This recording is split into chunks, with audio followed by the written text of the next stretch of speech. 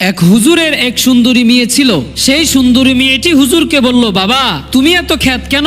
হুজুর বলল, আমি আবার খ্যাত হলাম কিভাবে? মেয়ে বলল, বাবা আমার বান্ধবীরা সবাই তো বুরকা ছাড়াই বাহিরে বের হয়, কিন্তু আমি বুরকা ছাড়া বাহিরে বের হতে পারি না। তুমি একটু আধুনিক হও, মডার্ন হও। হুজুর বলল, মা ঠিক আছে, তোমার আর বুরকা পড়তে হবে না, বুরকা ছাড়াই দেখবো কে কে শয়তানকে হারিয়ে আল্লাহকে ভালোবাসে। আর যারা আল্লাহকে ভালোবাসে চ্যানেলটিকে লাইক ও সাবস্ক্রাইব করে যাও। যারা শয়তানকে ভালোবাসে ভিডিও থেকে দূরে থাকো আর কমেন্ট বক্সে আল্লাহু আকবার লিখে যাও। আমার জন্য দোকান থেকে একটা কলম নিয়ে আসো। মেয়েটি বুরকা ছাড়াই দোকানে কলম কিনতে যাচ্ছে। প্রতিমধ্যে কিছু বখাটে ছেলে বসা ছিল। তারা সেই সুন্দরী মেয়েটিকে দেখে বলল, ইস কি মাল যাচ্ছে গো, মালে দানা পড়ে গেছে। এই কথা শুনে মেয়েটি খুব কষ্ট পেল। কলম নিয়ে বাসায় ফিরে ঘটনাটি তার বাবাকে খুলে বলল।